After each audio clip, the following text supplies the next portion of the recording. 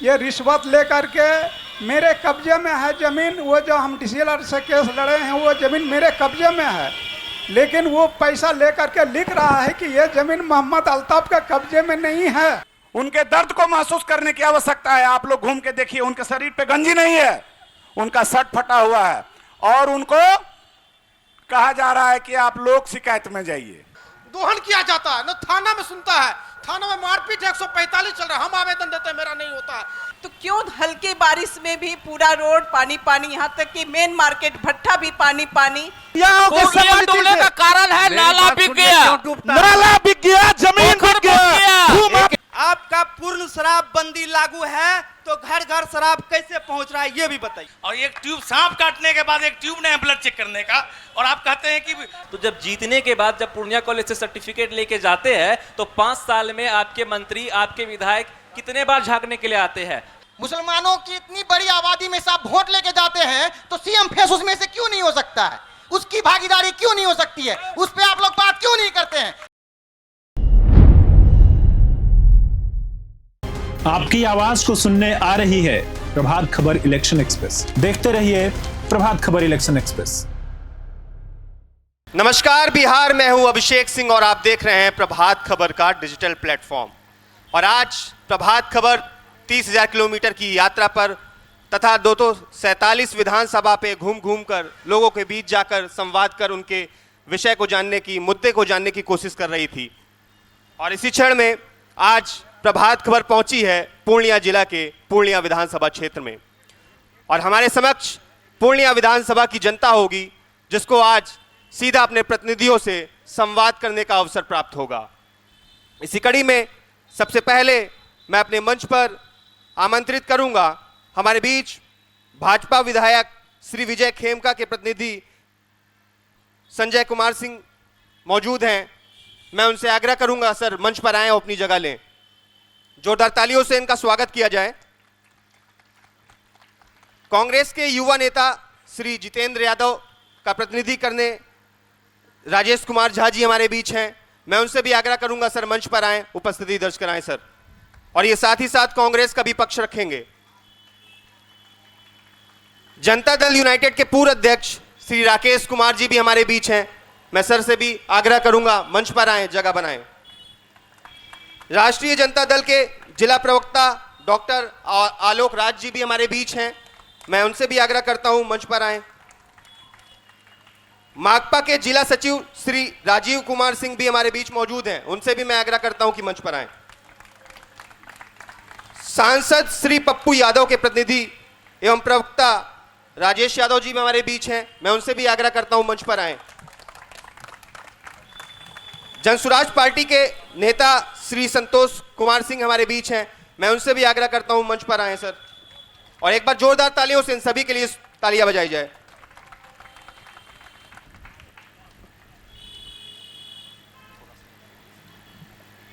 साथ ही साथ अब हम आप सभी को यह समझाना चाहेंगे कि जो हमारा कार्यक्रम है वो कुल 3 भागों में होगा। पहले भाग में हम मंच में मौजूद जो हमारे बीच प्रतिनिधि हैं उनको हम संक्षिप्त में 1-1 मिनट का समय देंगे, और वो 1-1 मिनट के समय में अपनी बातों को जनता के बीच में रखेंगे। दूसरे भाग में जब हम चलेंगे तो दूसरा जो भाग होगा वो हमारे जनता के लिए होगा।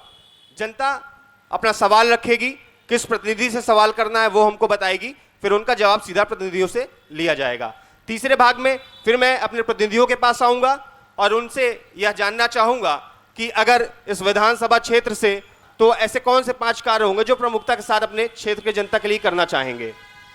साथ ही साथ हमारे कार्यक्रम के जो प्रस्तुतकर्ता हैं, जो आयोजक करता है, वो राकेश मसाला है और वास्तु विहार है, और हमारा मीडिया पार्टनर डेली हंट है। तो सबसे पहले हमारे बीच भाजपा विधायक श्री विजय खेमका के प्रतिनिधि संजय कुमार सिंह है हमारे बीच। सर संक्षिप्त में 1 मिनट के अंदर अपनी बातों को जनता के बीच में रखेंगे। इलेक्शन चौपाल में आप सभी का हम भाजपा और संपूर्ण एनडीए की ओर से आपका अभिनंदन करते हैं। एनडीए जो विश्व का सबसे बड़ा राजनीतिक दल है और जो भारत के सम्मान के लिए, उसके विकास के लिए तनमन से लगा हुआ है। हम खासकर देख रहे हैं कि 2014 से जब से श्री नरेंद्र दामोदर दास मोदी जी प्रधानमंत्री हुए हैं, भारत का सम्मान आसमां को छूता है। और यही वह सरकार है जो विदेशियों के, जो हमारे पड़ोसी देश हम पर आंखें तरेड़ कर देखता था, उसकी आंख में आंख डालकर बात करते हैं। हम पहले के प्रधानमंत्रियों जो मनमोहन के रूप में विख्यात हैं, उसकी तरह चुप नहीं रहा करते थे। हम हर क्षेत्र में विकास कर रहे हैं, देश को एक नई ऊंचाई पर देने की कोशिश कर रहे हैं। हम ये कहते हैं, मानते हैं कि सभी प्रधानमंत्रियों ने अपने अपने कार्यकाल में अच्छे काम किए हैं, जो उनसे बन पड़ा किए हैं। लेकिन हम लोगों की जो एनडीए सरकार है, देश में श्री नरेंद्र मोदी जी प्रधानमंत्री के नेतृत्व में और बिहार में श्री नीतीश कुमार जी के लीडरशिप में हम आगे बढ़ रहे हैं। समाज को मिलजुल कर एक विकासात्मक कदम पर हम चल रहे हैं और आगे भी चलने की कोशिश करेंगे, चलने का प्रयास करेंगे। और हम ये कहना चाहेंगे कि हम सभी कहते हैं वंदे मातरम, आप लोग भी बोलें। हम किसी भी राजनीतिक दल में अलग अलग हैं, लेकिन सबों का दिल एक ही धड़कता है, वंदे भारत मातरम। धन्यवाद। बहुत बहुत धन्यवाद सर। हमारे बीच कांग्रेस के युवा नेता श्री जितेंद्र यादव के प्रतिनिधि भी मौजूद हैं, राजेश कुमार झा जी। सर, आपको भी संक्षिप्त में समय मिलता है, 1 मिनट में अपनी बातों को जनता के बीच में रखें सर। मैं उन युवा नेताओं का आज बात रखने के लिए आया हूं, जो कि कम समय में हमारे इस भारत के युवा आइकॉन राहुल गांधी और हमारे इस भारत के युवा कन नेत्री प्रियंका गांधी की बातों को संक्षेप समय में जिस तरह से वो कन कन ये 62 विधानसभा क्षेत्र सदर पूर्णिया में वो पहुंचाए हैं, वो काबिले तारीफ है। हर कन कन में विकासों की बात, 200 फ्री बिजली यूनिट की बात और उसका डुप्लीकेट करने वाले भाजपा नेता जो अभी 10,000 रुपया जो है महिला कार्य योजना के तहत लाए हैं, वो भाई बहन का नकल करने वाले और सारी बातों को रखने वाले हमारे ये 62 के भावी कांग्रेस के प्रत्याशी हमारे आदरणीय भाई जितेंद्र यादव जी का बात मैं आज आप लोगों को बीच में रखने आया। मैं संक्षेप में उसका परिचय दे दूं और फिर जो है क्या कहते हैं कि बाद में जब आप लोगों के बीच में विचार विमर्श की मौका आएगी तो मैं स्वतः सारी बात का खंडन करूंगा। चारों ओर स्वार शैतानों का शासन है, जनता द्रौपदी व्यवस्था दुशासन में है। बस मैं इसी के समकक्ष में बात आज युवा नेता जितेंद्र यादव प्रत्याशी भावी कांग्रेस का मैं रखने आया हूं। धन्यवाद। बहुत बहुत धन्यवाद सर। हमारे बीच जेडीयू के पूर्व अध्यक्ष राकेश कुमार जी भी मौजूद हैं। सर, आप भी संक्षिप्त में भी बातों को रखें सर। आज सबसे पहले मैं प्रभात खबर के इस कार्यक्रम में प्रभात खबर की सभी टीम को बहुत हार्दिक बधाई देता हूं और सामने जो बैठे हुए हमारे मित्र भाई सभी को बहुत बहुत धन्यवाद। साथियों, आज हम लोग की सरकार माननीय नीतीश कुमार जी के नेतृत्व में जो सरकार है, जो काम ये पूर्णिया में हो रहा है कार्यक्रम, इसलिए पूर्णिया पर केंद्रित रखेंगे। अभी ये पूर्णिया में जो काम 20 साल पूर्व था, क्या था और क्या है, ये सभी पूर्णिया की जनता इस बात को समझती। जो काम हुआ है वो किसी से छुपा हुआ नहीं है।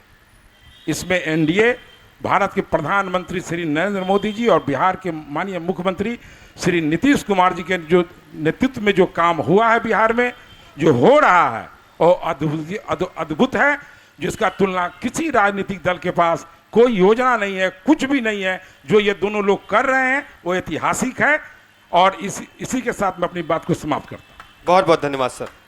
हमारे बीच राष्ट्रीय जनता दल के जिला प्रवक्ता आलोक राज जी भी हैं। सर, अपनी बातों को जनता के बीच में रखें।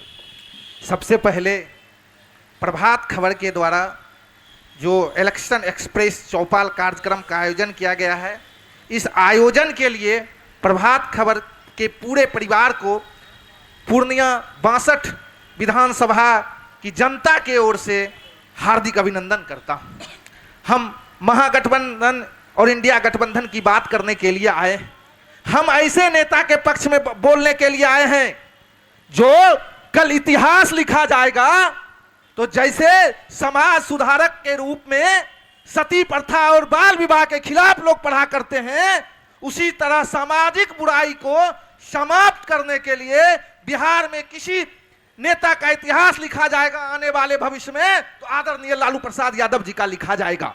आदरणीय लालू प्रसाद यादव जी ने पूरे बिहार की ऊंच नीच की भेदभाव को समाप्त करने का काम किया है और इसी ऊंच नीच भेदभाव के समाप्त करने से ऐसे लोगों के बीच और पेट में पीड़ा होती है जो सामंतवादी शक्ति है। सामंतवादी शक्तियों को समाप्त और पराजित करने का काम पूरे बिहार में अगर किसी योद्धा ने किया है तो वो आदरणीय लालू प्रसाद यादव जी ने किया है। हम बता दें जो भी सामंतवादी शक्ति हैं वो है कौन, हम ये भी बता देते हैं। जो लोग धन कुबेर हैं वही सामंतवादी शक्ति हैं, चाहे किसी धर्म और किसी संप्रदाय के लोग हों। जो भी धन कुबेर हैं वो जब आप 90 के दशक से पहले जाइएगा तो उसकी स्थिति उन्होंने क्या कर रखा था। सामंतवादी शक्ति क्या कर रहे थे कि किसी भी वर्ग और जाति के जो गरीब लोग थे उन्हें बैठने तक का हक नहीं था, वो हक दिलाने का काम। और आज किसी माई के लाल में यह ताकत नहीं है कि किसी चप्पल सीने वाले, किसी पान के दुकान करने वाले को यह बोल दे कि तुम नीचे में बैठ जा। यही लालू यादव की सबसे बड़ी बिहार में दी गई उपलब्धि है। चलिए, बहुत बहुत धन्यवाद। हमारे बीच माकपा के जिला सचिव राजीव कुमार सिंह जी भी हैं। सर, संक्षिप्त अपनी बातों को जनता के बीच में रखें। प्रभात खबर के द्वारा आयोजित इलेक्शन एक्सप्रेस चौपाल में मैं सबसे पहले प्रभात खबर के पूरे टीम को शहीद अजीत सरकार की धरती पर और फणीश्वर नाथ रेणु जी के धरती पर आपका अभिनंदन करते हैं और यहाँ पर उपस्थित हमारे पूर्णिया के तमाम महान जनता, अभिभावक को प्रणाम, आदाब, सलाम। नौजवान साथियों को क्रांतिकारी अभिनंदन। हम लोग शहीद अजीत सरकार के सिपाही हैं और अजीत सरकार के हत्या के बाद लगातार पूर्णिया में हम लोग और हमारी टीम पूर्णिया के जनता के सवाल पे, चाहे वह आज जहां जहां हमारे अजीत सरकार गरीबों को बसा के गए हैं पूर्णिया में, आज सरकार के द्वारा और भूमि माफिया और प्रशासन मिल के गरीबों को हर जगह उजाड़ा जा रहा है और हम लोग हर जगह जाके उसका प्रतिकार करते हैं। आप लोग देखते होइएगा पूर्णिया में, चाहे वह होल्डिंग टैक्स का सवाल हो, चाहे वह टेम्पू यूनियन का सवाल हो, चाहे वह आंगनवाड़ी हो, आशा हो, मिड डे मील वर्कर हो, टीचर हो, हर सवाल पे लाल झंडा का सिपाही आपको हर चौक चौराहे पे, ब्लॉक पे, जिला पदाधिकारी का घेराव करने में मिल जाता है। अभी हाल के दिनों में चाहे वो स्मार्ट मीटर का सवाल हो, बिजली बिल का सवाल हो, हर सवाल पे हम लोग जनता के सवाल को सड़क से सदन तक ले जाने का काम पूरे देश में यह लाल झंडा का सिपाही करता है। और हम लोग लगातार मांग करते हैं केरल के तर्ज पे, केरल में कम्युनिस्ट पार्टी की सरकार है, आज जो 1100 रुपया विधवा पेंशन, विकलांग पेंशन हुआ है, ये हमारी पार्टी की लड़ाई की जीत है। हम लोग पूरे देश में मांग करते हैं केरल के तर्ज पे 3000 रुपया पेंशन दो, 800 रुपया न्यूनतम मजदूरी दो, 18 तरह का राशन जन वितरण प्रणाली के दुकान से जिस तरह केरल में दिया जाता है लोगों को वह दो। और हम लोगों का सबसे प्रमुख मांग है पूर्णिया में जितने गरीबों को पूर्णिया में बसाया गया है, चाहे नगर निगम हो या ग्रामीण क्षेत्र हो, आप सरकार बोलती है जो हम 5 डिसमिल जमीन देंगे तो आप वहीं पे उन लोगों को जहां जो बसा हुआ है जमीन उनके नाम से दे दीजिए और अंबेडकर भवन बना के उनको दीजिए। हमारी मांग करती है यहाँ के सरकार से और केंद्र के सरकार से हमारी पार्टी गरीबों को उजाड़ना बंद कीजिए। आज रोड के किनारे हजारों हजार खेंचा वाले दुकानदार भाइयों को सौंदर्यीकरण के नाम पे उजाड़ा जा रहा है, उनका पहले वैकल्पिक व्यवस्था होना चाहिए, तब आप उनको उजाड़ने का काम कीजिए। हमारी पार्टी का यह मांग है। और यहाँ जो हो रहा है, चाहे वह अस्पताल हो, ब्लॉक हो, आज आप जाइए, थाना हो, हर जगह बिना घूस का कोई काम नहीं हो रहा, भ्रष्टाचार चरम पर है। लोग, किसान, मजदूर, नौजवान परेशान हैं, ब्लॉक जा रहे हैं, थाना जा रहे हैं बिना 1000 आवेदन लिए, कोई सुनता नहीं। एमपी, एमएलए, नेता, मंत्री, हम लोगों का भी बात कोई सुनने वाला नहीं है। हम लोग तो विरोध में धरना प्रदर्शन थाना के आगे में ही बैठ जाते हैं, मेरा हथियार है। हम इस सरकार से और यहाँ पर आए हुए नेताओं से कहेंगे, जो सबसे पहले ब्लॉक और थाना का भ्रष्टाचार खत्म कीजिए, अस्पताल में व्यवस्था ठीक कीजिए, जाके देखिए गरीबों का क्या स्थिति है। अस्पताल में सही से इलाज नहीं हो रहा, उनका शिक्षा का व्यवस्था नहीं है। इस देश में केरल है जहां का सरकारी, गूगल में सर्च कर लीजिएगा हमारा नौजवान भाई, केरल का आप तो जान रहे हैं पूरे देश में सबसे शिक्षित राज्य केरल है, 100 में 100। चलिए, और वहाँ का सरकारी अस्पताल, वहाँ का शिक्षा व्यवस्था, वहाँ का राशन पानी, अभी गरीबों को, हर गरीब को जमीन दे के मकान बनाया गया है। हमारे पूर्णिया और बिहार में क्यों नहीं हो सकता हमारा यह मांग। बहुत बहुत धन्यवाद।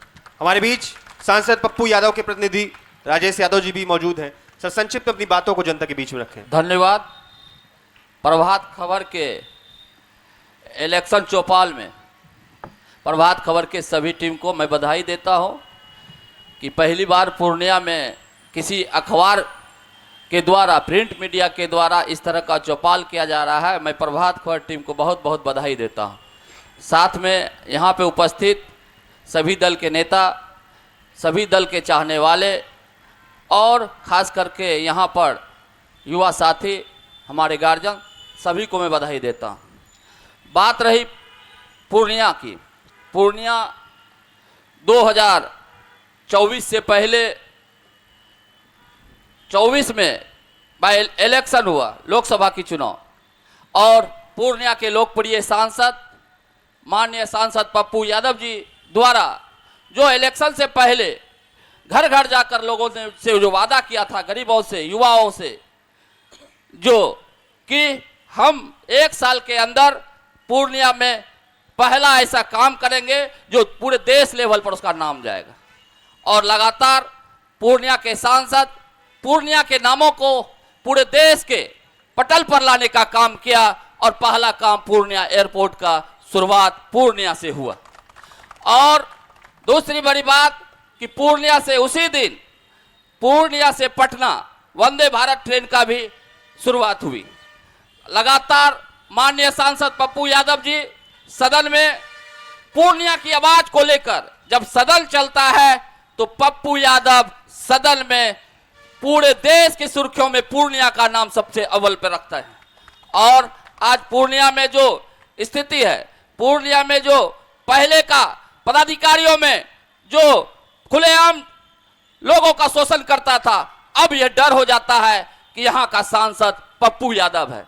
कोई ऐसा सांसद है जो सदन में गरजता हो, सड़क पे गरजता हो, और लोगों के आवाज को लेकर सदन में अपनी पूरी ताकत के साथ आवाज को पूरी तरह मजबूती के साथ रखते हैं। ये देन आपका है और पूर्णिया के गरीब युवा साथियों का है, गरीबों का है। जो पप्पू यादव ने जो वादा किया है, अभी 1 साल हुआ है, और 2029 तक जितने भी वो उसने वादा किया है वो पूरा करेंगे। धन्यवाद। हमारे बीच जनसुराज से संतोष कुमार सिंह जी हैं। सर, आप भी अपनी बातों को जनता के बीच में रखें। पूर्णिया की पावन धरती पर प्रभात खबर के इलेक्शन एक्सप्रेस में हमारे सम्मानित मंच पर जो भी जिस भी पार्टी के नेता उपस्थित हैं, मैं सभी का हार्दिक अभिनंदन करता हूं। सामने बैठे हमारे गार्जियन, अभिभावक, हमारे मित्र, बंधु, युवा साथी, सभी का इस कार्यक्रम में हार्दिक अभिनंदन और स्वागत है। जहां तक पूर्णिया की बात है, या पूर्णिया जिला में आप देखिए या पूरे बिहार में देखिए, भ्रष्टाचार की क्या स्थिति है। प्रखंड स्तर का भ्रष्टाचार, छोटे छोटे कामों के लिए मृत्यु प्रमाण पत्र, जन्म प्रमाण पत्र तक के लिए पैसे लिए जाते हैं। मनरेगा की क्या स्थिति है, अपने ही पिता की जमीन के नामांतरण शुद्धि पत्र के लिए 5-5, 10-10 हजार का घूस लिया जाता है, और उसके बावजूद काम नहीं होता और घूस ले लेके 10-10 दिन तक दोहराया जाता है। यह भ्रष्टाचार की स्थिति है। शिक्षा की क्या स्थिति है, आज शिक्षा व्यवस्था जो है वो सर्व शिक्षा अभियान के द्वारा संचालित है, लेकिन उसको सिर्फ खिचड़ी विद्यालय बनाकर रख दिया गया है। स्वास्थ्य की व्यवस्था आपको पता है, अस्पतालों में बेड नहीं है। खास करके पूर्णिया विधानसभा क्षेत्र के अंदर जो हमारा सदर अस्पताल हुआ करता था, जो आज का नहीं, हमको लगता है सैकड़ों वर्ष पुराना सदर अस्पताल था, उसका समायोजन कर वहीं पे मेडिकल कॉलेज की स्थापना की गई और पूर्णिया के जनता को ठगने का काम किया गया। सदर अस्पताल हमारा छीन के मेडिकल कॉलेज की स्थापना कर दी गई। इन्हीं सब मुद्दों पे और यही व्यवस्था परिवर्तन के लिए जनसुराज की स्थापना हुई है। इन्हीं मुद्दों के लिए जनसुराज काम कर रहा है। शिक्षा की व्यवस्था, पलायन की व्यवस्था, स्वास्थ्य की व्यवस्था, बेरोजगारी की व्यवस्था, इन्हीं पर हमारा मेन फोकस है और हम आने वाले समय में शिक्षा की समुचित व्यवस्था करेंगे, स्वास्थ्य की समुचित व्यवस्था करेंगे। जैसे हमारी सरकार बनेगी, अगले 1 महीने के अंदर हम इस तरह के मंत्रालय की व्यवस्था करेंगे जो सिर्फ पलायन पे काम करेगा। हम लोगों ने कहा है कि आने वाले समय में अगर हमारी सरकार बनती है तो हम अगले छठ में जो बिहार का महापर्व है, उसमें जो हमारे दूसरे राज्यों से जो बिहारी लोग आएंगे, बिहार के लोग आएंगे, उनको हम वापस नहीं जाने देंगे। शिक्षा की समुचित व्यवस्था जब तक हम लोग नहीं कर पाएंगे, विश्व स्तरीय विद्यालयों की स्थापना प्रखंड स्तर पर, जिला स्तर पर नहीं करते हैं, तो हम लोग उसको प्राइवेट स्कूलों में पढ़ाने का काम करेंगे और उसका जो भी एक्सपेंसेस आएगा वो जनसुराज की सरकार देगी। खेती को हम लोग मनरेगा से जोड़ने का काम करेंगे। हमारे गांव में 2-2 बीघा वाले जमीन वाले किसान हैं, किसी को 5 बीघा है, किसी को 10 बीघा है। ऐसे भी जमीन सिकुड़ गया है, कम हो गया है, तो हम लोग किसानों की आमदनी बढ़ाने के लिए मनरेगा मजदूरी को किसान की खेती से जोड़ने का काम करेंगे और इस तरह से किसानों का जो इन्वेस्टमेंट है उसको घटाएंगे और उनकी आमदनी को बढ़ाएंगे। तो इन्हीं सब मुद्दों पे हम लोग काम कर रहे हैं और आने वाले समय में अगर जनसुराज की सरकार बनती है तो हम लोग स्थापित करके दिखाएंगे।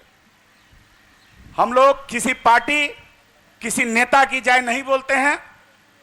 हम लोग पूरे बिहार के 14 करोड़ बिहार वासियों की जय कहते हैं, इसीलिए हम लोग जय बिहार कहते हैं। हम लोग किसी की जय नहीं कहते, सिर्फ आम जनता की जय कहते हैं। इन्हीं सब शब्दों के साथ बहुत बहुत धन्यवाद। बहुत बहुत धन्यवाद सर। अब हम चलेंगे अपने कार्यक्रम के दूसरे भाग में, यानी कि सवालों के दौर होंगे। हमारे बीच जनता बैठी है, उनसे हम सवाल लेंगे। जिन किसी के भी मन में सवाल होगा, सवाल एक होना चाहिए, सवाल लंबा नहीं होना चाहिए, शॉर्ट सवाल होगा।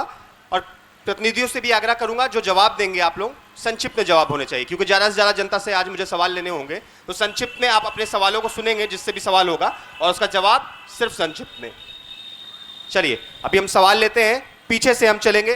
पीछे से किसी के पास भी अगर सवाल होगा वो अपना हाथ उठाएगा।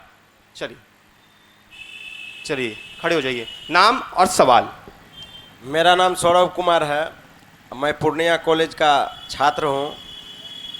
इस मंच पे सत्ताधारी लोग बैठे हुए हैं और हमारे सीनेट सदस्य भी बैठे हुए हैं।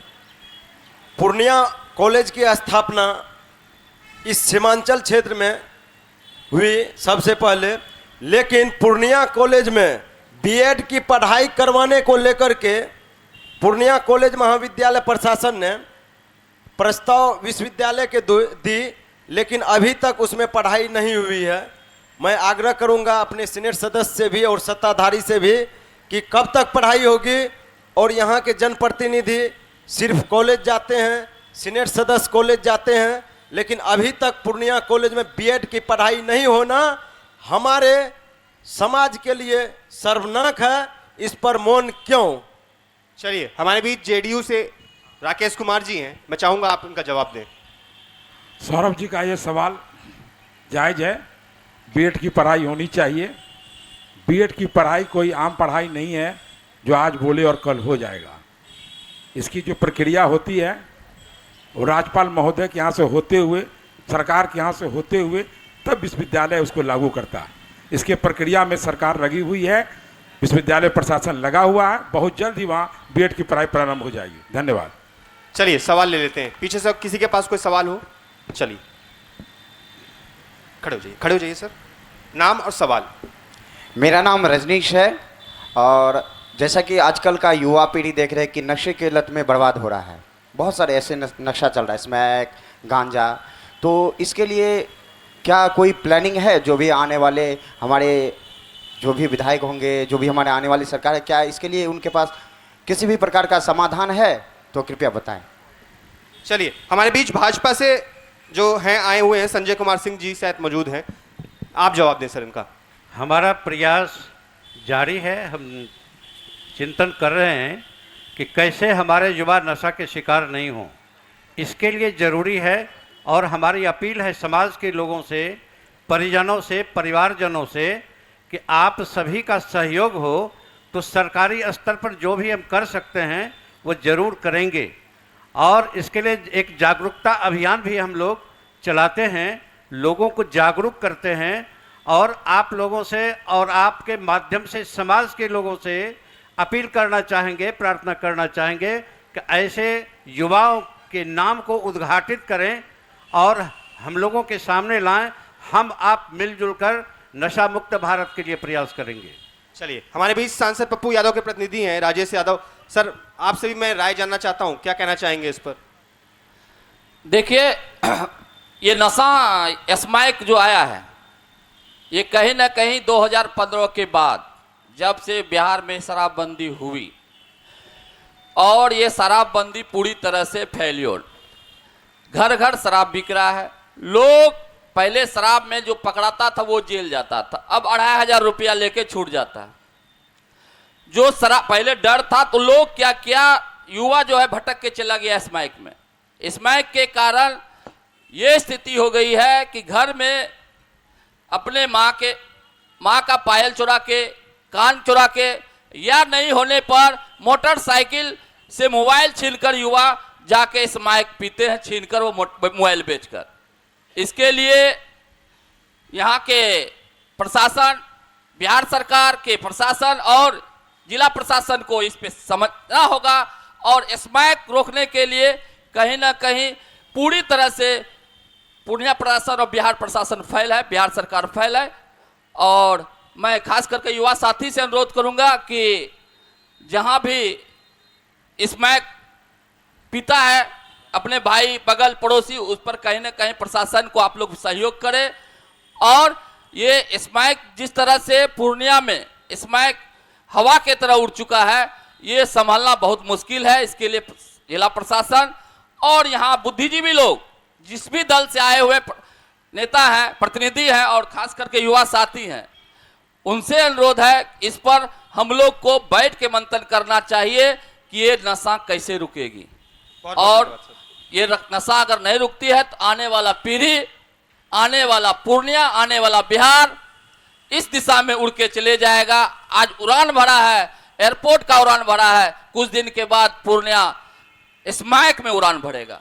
इसीलिए आप लोग से भी अनुरोध है, प्रभात खबर के माध्यम से आप बड़ी बात लोगों ने कहा है और स्मैक पर जो चर्चा मेरे भाई ने किया ये कहीं ना कहीं सत्य है। आप लोग को भी डट के रहना चाहिए। और मैं यहाँ के जनप्रतिनिधि, जो सत्ताधारी के जनप्रतिनिधि हैं, आपके शासन और प्रशासन कहीं ना कमजोर है। स्मैक बेचवाने में प्रशासन का बहुत बड़ा योगदान है। वो जानता है कि स्मैक कौन बेच रहा है, उनको पता है स्मैक कहाँ मिल रहा है, कहाँ दारू बिक रहा है।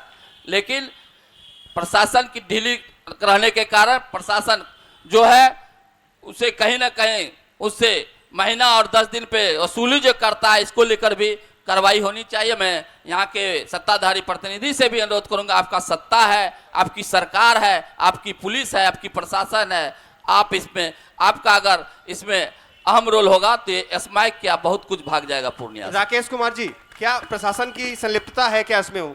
आरोप लगा रहे हैं आप पे। नशा जो है किसी सरकार का या विपक्ष का या सत्ता का ये अंग नहीं है। ये हमारे समाज में अगर नशा फैल रहा है तो जितने लोग हम लोग मंच पर हैं ये दोषी हैं, इसको मैं स्वीकारता हूँ कि मैं दोषी हूँ। हमारे किसी कारण से ये हमारे बच्चे अगर कोई नशा हो, शराब का हो, भांग का हो, अफीम का हो, कोई भी नशा कर रहा हो, ये हम लोग के लिए बहुत दुखद बात है। हमारे साथी ने कहा कि प्रशासन जो है खुलेआम पैसा लेके कर रहा है, तो ये जानकारी भी तो बताना होगा प्रशासन के ऊपर के लोगों को ना।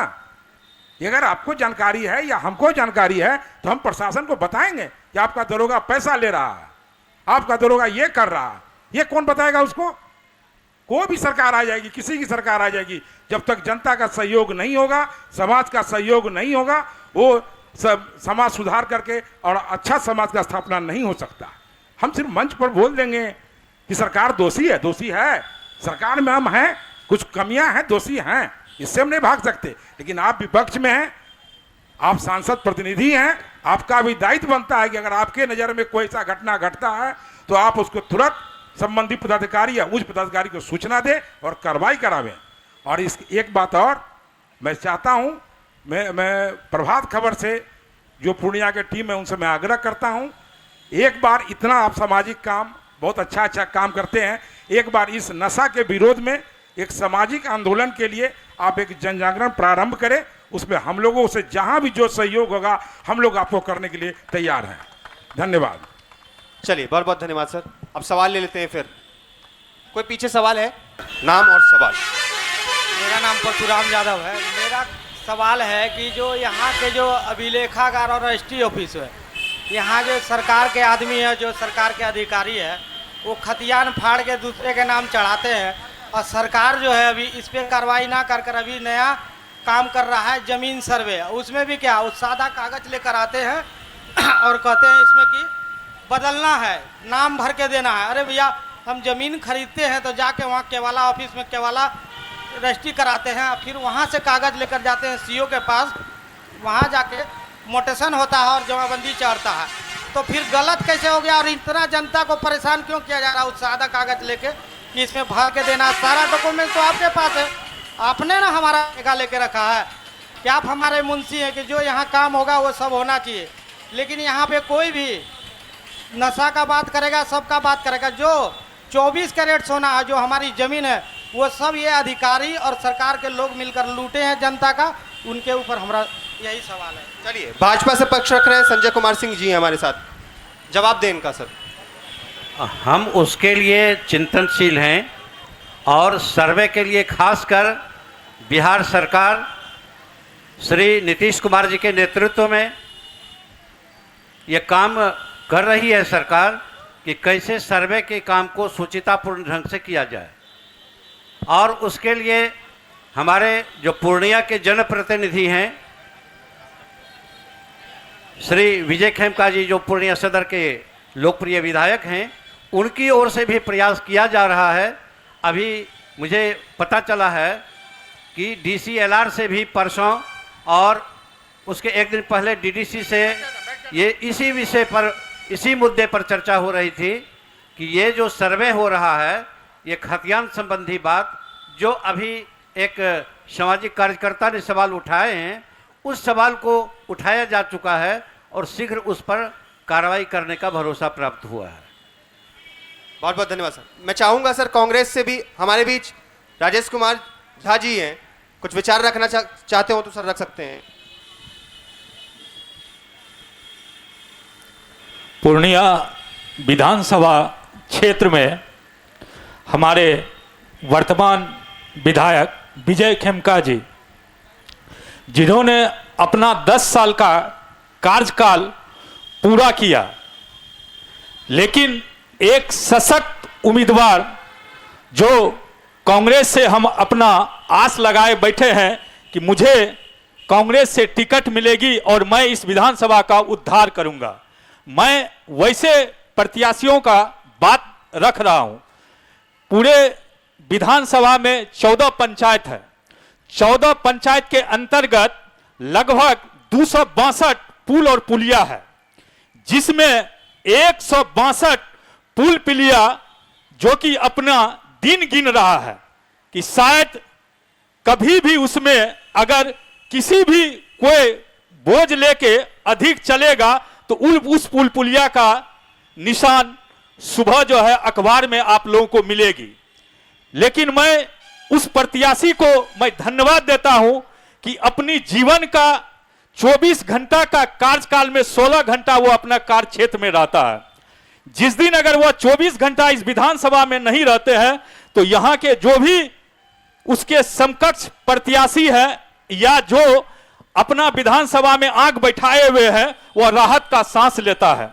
और हम लोग उस 162 पुल पुलिया में 142 पुल पुलिया का नक्शा एवं सूची बना के तैयार है कि कल अगर हमको मौका मिल जाएगी यहां का प्रतिनिधित्व करने का तो मैंने 6 महीना के अंदर में मैं उसको करके जो है दिखाऊंगा। ये कार्य करने का रूपरेखा उनका तैयार है।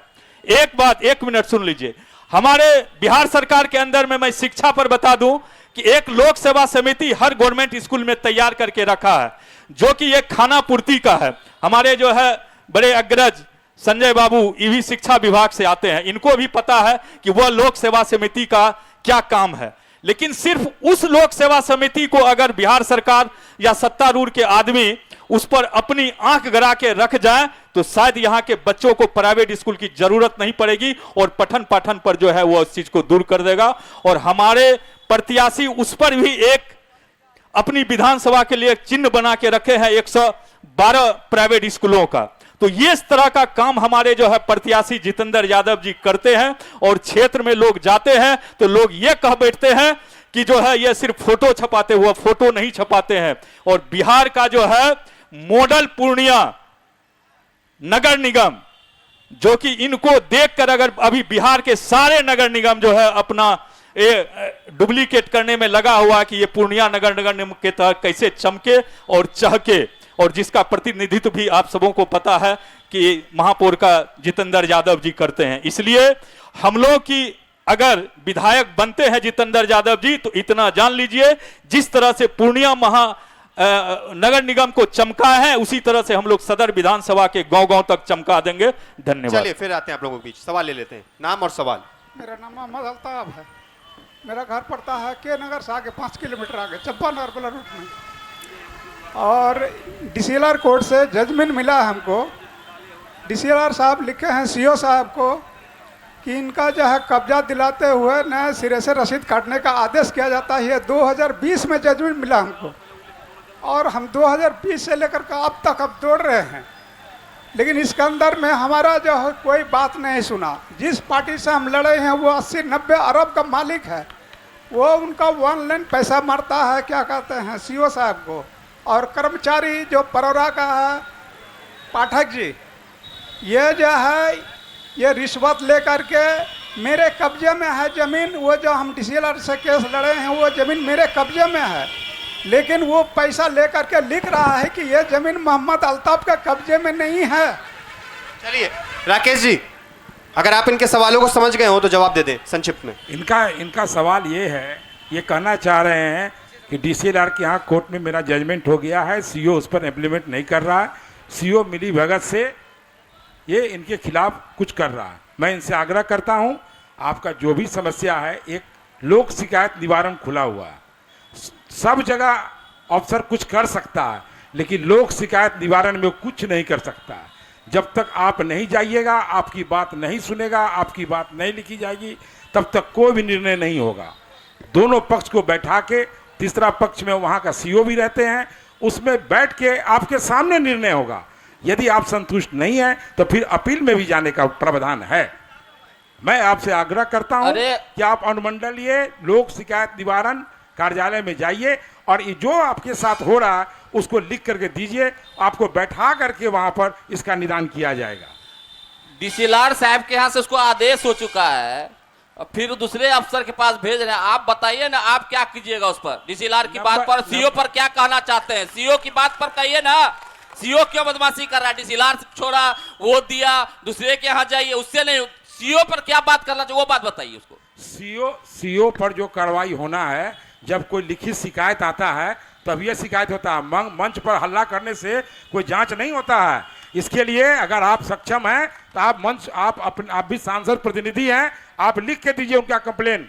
अगर उस पर कार्रवाई नहीं होगा फिर हम लोग दोषी हैं। अरे हम तो हम तो बने हैं कंप्लेन देने के लिए। नहीं। अरे आपके विरोध में तो हम बोलबे किए हैं, इसी के खिलाफ न बोले हैं। नहीं, आप खिलाफ नहीं। हमको जो जनता यही सब ने दिया है। आप लोग को सिर्फ आप बताइए, आप लोग बरगला रहे हैं, बरगलाइए मत, बरगलाइए मत। अब सीओ को कहिए फोन उठा के, क्यों कहेंगे, कहिए उठा के लिख के, वो तो भर 1000 लोगों के बीच बोल रहा है।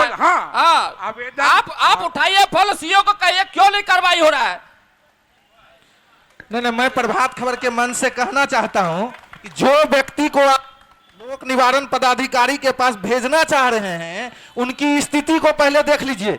वो आज जो यहाँ आए होंगे, यहाँ आने का रुपया भी नहीं होगा उनके।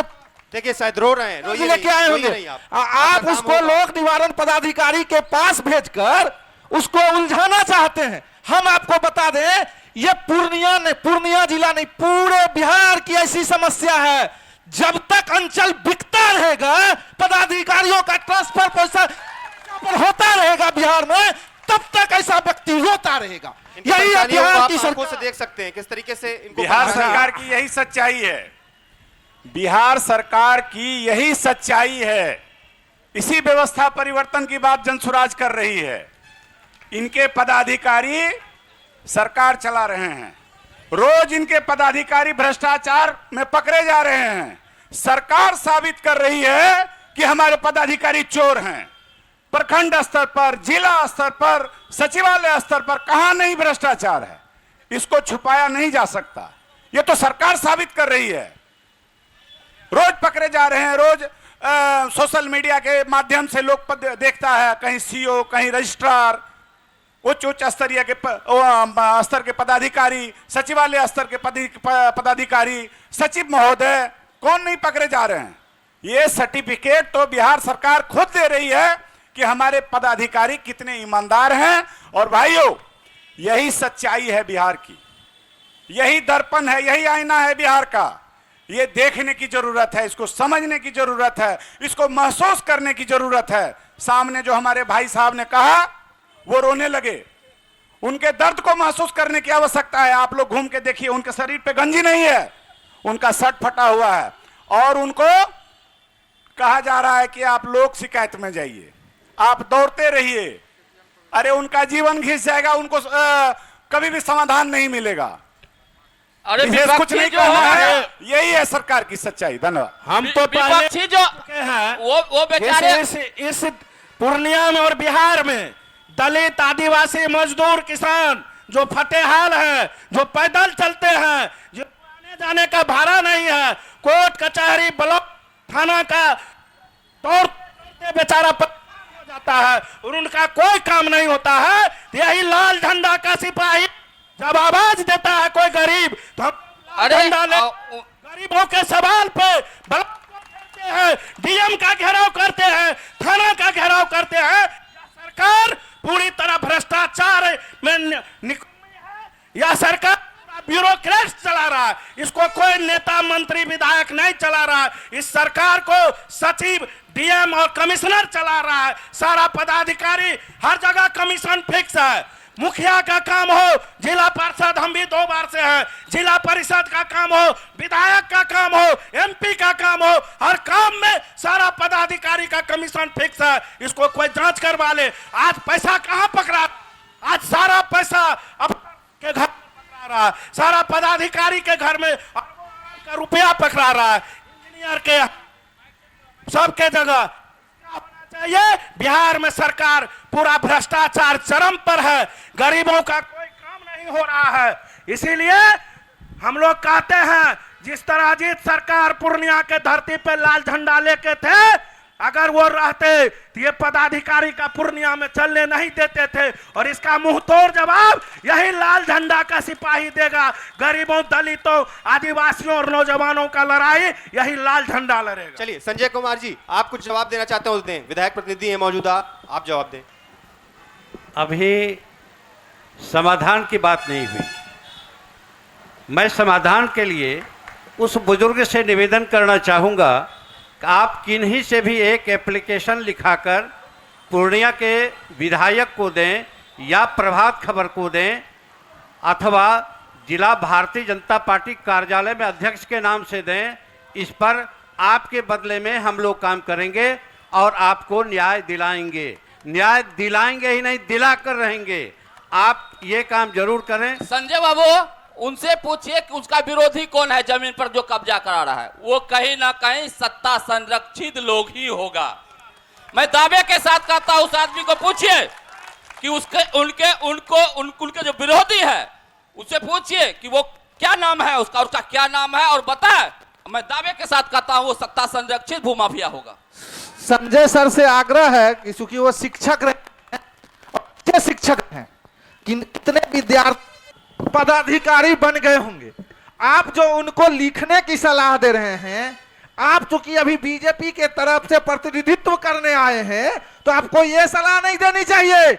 आपको सलाह देनी चाहिए कि हम मंच से उतरते हैं और आपका काम करवाने जाएंगे। ये बत्ता किसी में नहीं है। हम मंच से उतरते हैं और उनका काम कराने की घोषणा करते हैं। नहीं, ये मेरे कहने के बाद हुआ। जैसे भी अगर किसी भी दल में है से हम जग तो ये महागठबंधन के नेताओं में ही है जो अपने गरीब के लिए लड़ने मिटने के लिए तैयार है। चलिए सवाल में आते हैं। ये आपको हमको बताने की जरूरत नहीं थी। आप तो उनको एकदम इतना अच्छा उपदेश दे दिए कि बेचारे जो है ना घर में जाएंगे फिर आज से बोरा बस्ता रख के सूत जाएंगे। चलिए, सत्ता पक्ष से आश्वासन मिल गया है काम का। अब सवाल के दौर पे आते हैं। सवाल क्या होगा? नाम और सवाल। मेरा नाम शशांक शेखर सिंह हुआ।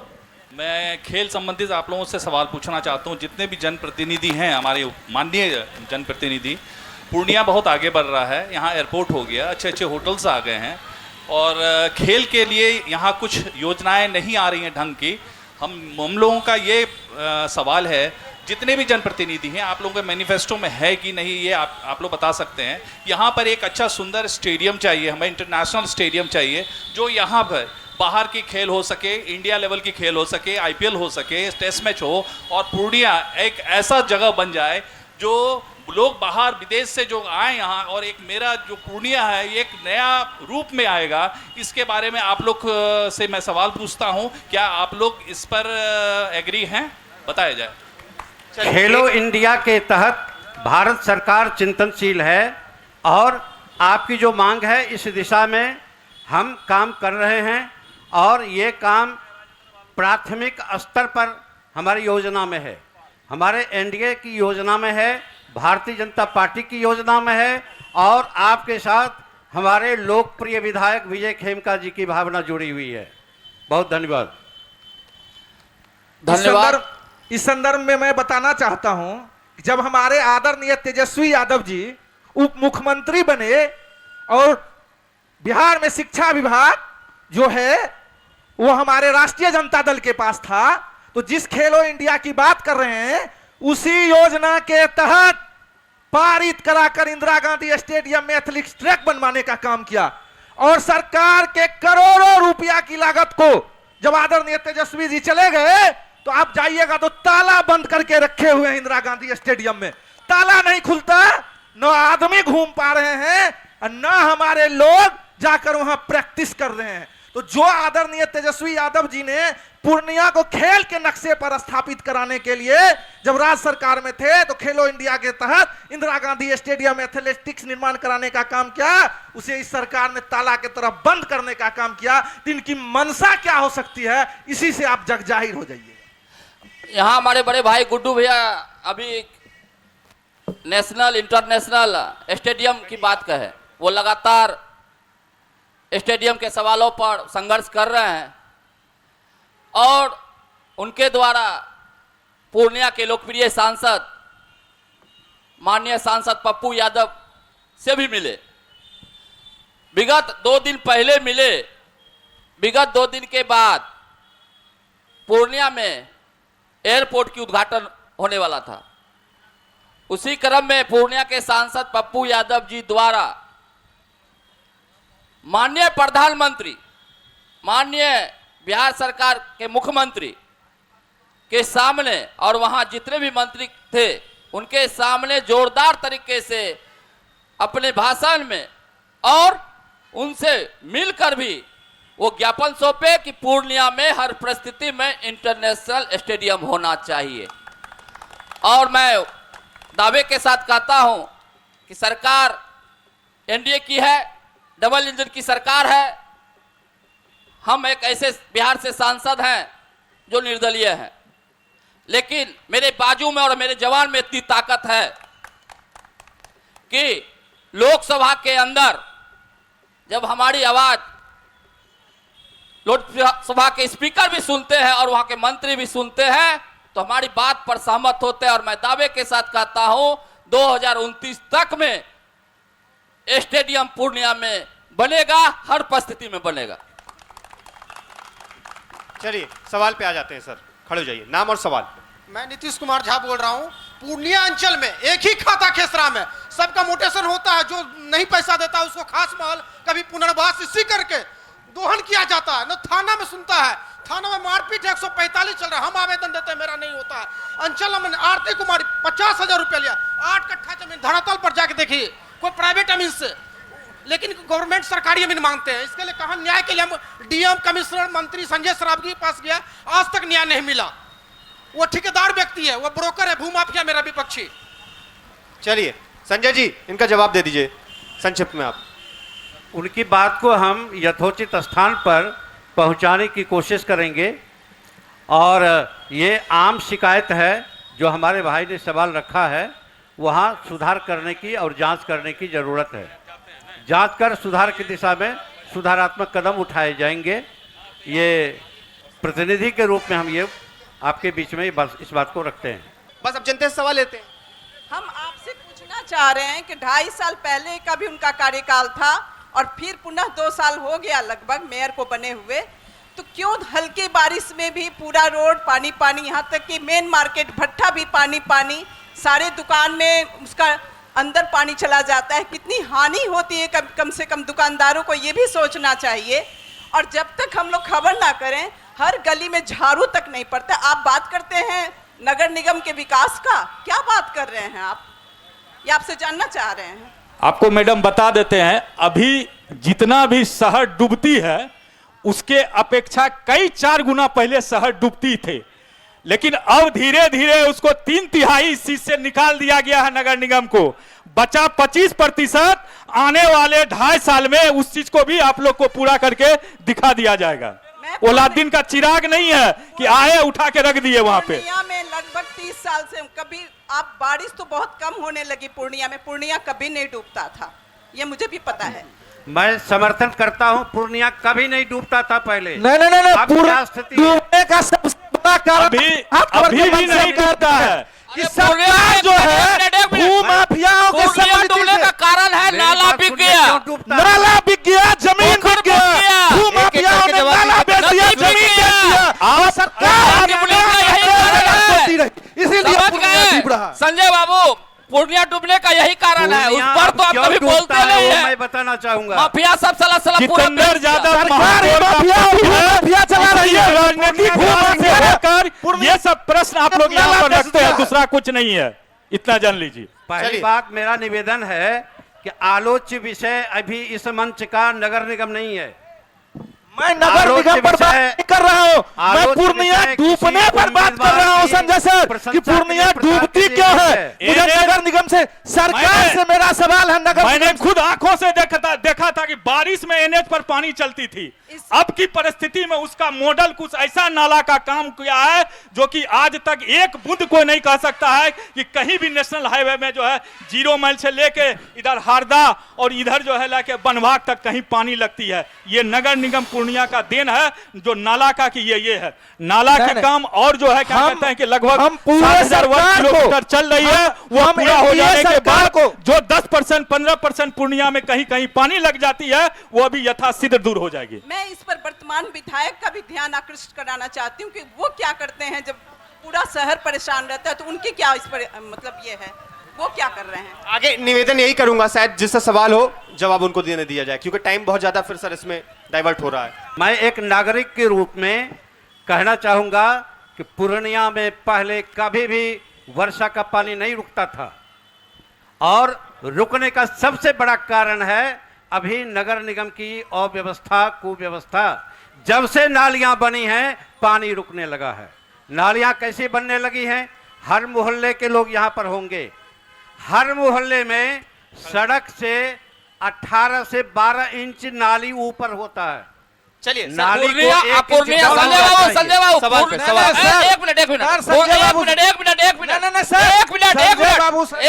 एक मिनट पूर्णिया बोले पहले कभी नहीं डूबता था, पूर्णिया कभी पुल के नीचे घर भी कभी नहीं बनता था। आज डूबने का कारण यही भी है। इस पर क्यों नहीं रोक लगवा रहे हैं? आपकी सरकार, आपका सिस्टम, पुल के नीचे घर कैसे बन रहा है? समय कम है हमारे पास, इसलिए हम चाह रहे हैं सवाल हो जाए, वरना सवाल नहीं हो पाएगा। अंधेरा हो रहा है और समय हमारे पास लिमिटेड होता है, इसलिए प्लीज।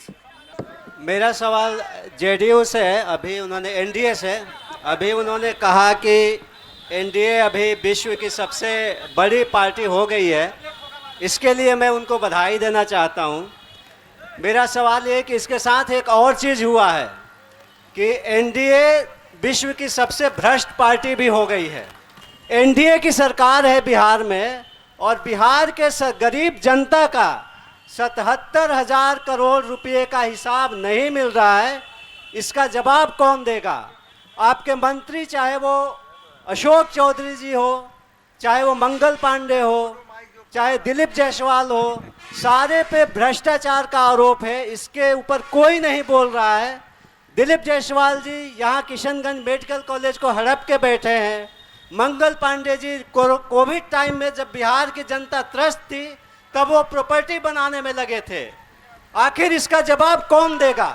बिहार के 77,000 करोड़ का हिसाब कौन देगा? चलिए आगे से आग्रह करेंगे कि पूर्णिया में अगर कार्यक्रम हो रहा है तो पूर्णिया के सवाल उठाए जाएं। ठीक है? एक मिनट इसका पहले ये बताएं डॉक्टर, एक मिनट डॉक्टर साहब, पहले ये बताइए कि 77,000 करोड़ का स्कैंडल है या उसका बिल है?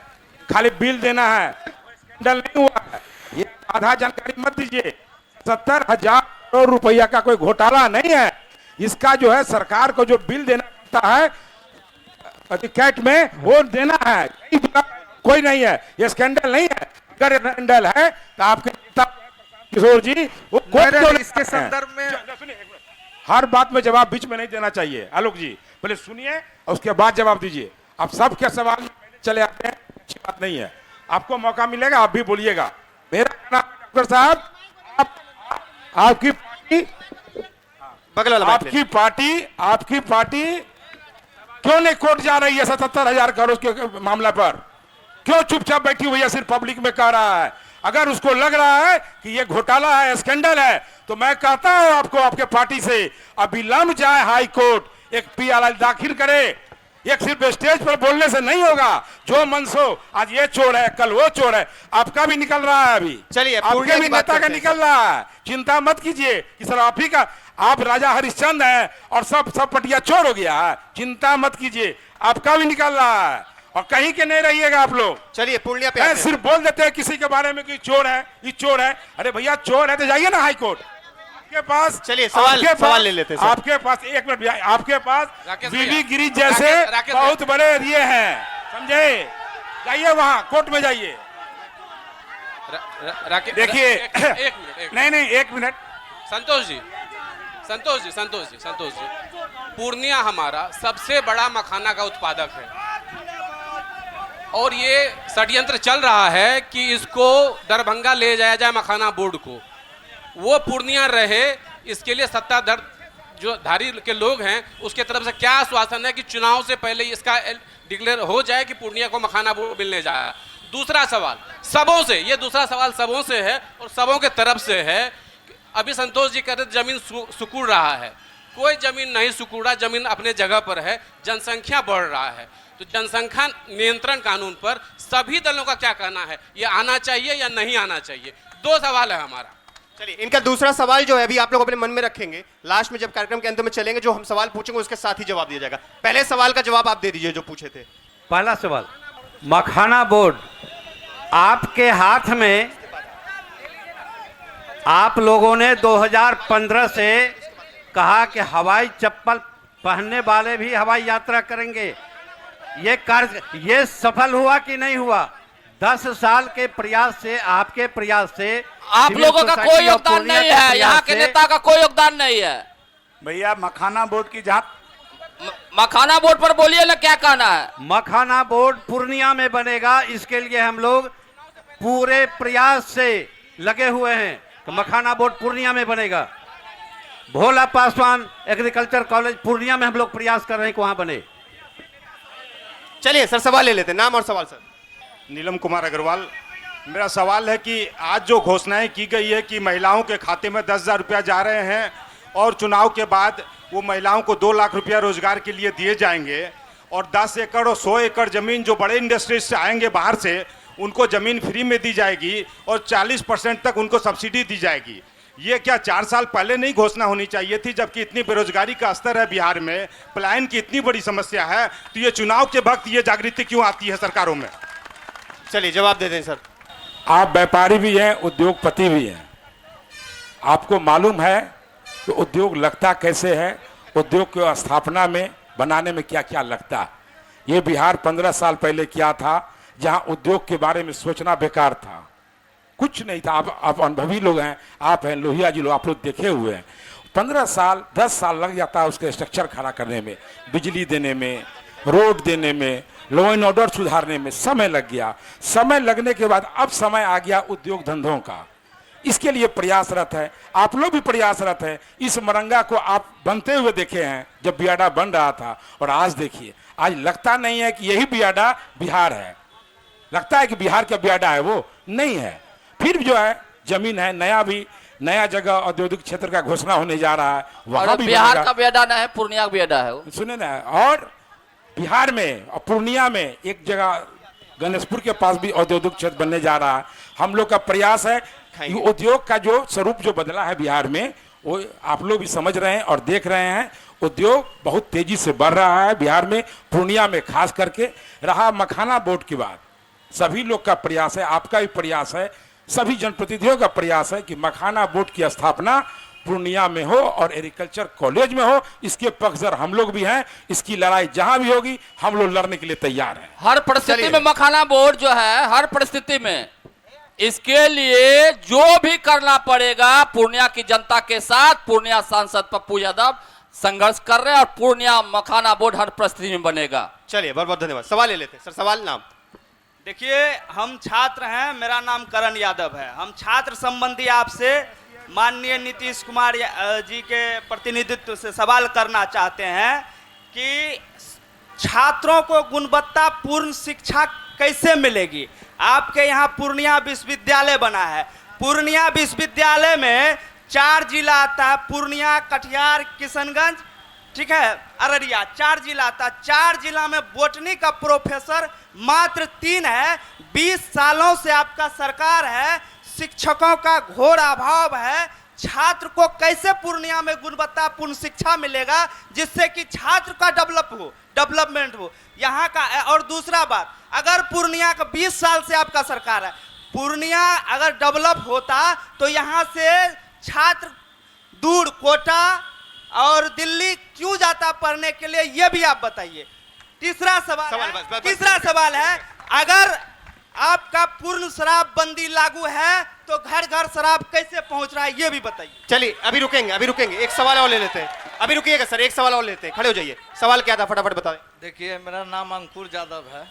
हम एनडीए और डबल इंजन की सरकार से एक चीज पूछना चाहते हैं, दारू चालू है या बंद है? और एक चीज हम यहो पूछना चाहते हैं, जब चालू नहीं है तो मिलता कहाँ से है? और नशा का आदि छात्र जितना है वो हो चुका है, स्मैक पीता है, गांजा पीता है, चप्पल सूंघता है, ऐसा नशा करता है। तो जब दारू आधा सीधा बंद है, चालू कर दिया जाए, हम यही डबल इंजन के सरकार से कहना चाहते हैं। चलिए जवाब दे दीजिए सर फटाफट लोगों का। सर नशा कभी नहीं था न कभी होगा। जब तक नीतीश कुमार जी की सरकार है, ये बात सोचना भी बेकार है। सर मेरा सवाल 3 था, 3 सवाल का जवाब राकेश भैया आपसे हमको चाहिए। हाँ दे रहे हैं। कर्ण विश्वविद्यालय बना हुआ 18 में शुरू हुआ है, अभी कितना दिन हो गया उसको बना हुआ, और तुम लोग उसके अंग हो, सब भाई उसके अंग हो। तुम लोग कॉलेज में जाते हो, यूनिवर्सिटी में जाते हो, उस समस्या को वहाँ रखते हो, संघर्ष भी करते हो, लड़ते भी हो, हमसे भी कहते हो और लोग को भी कहते हो।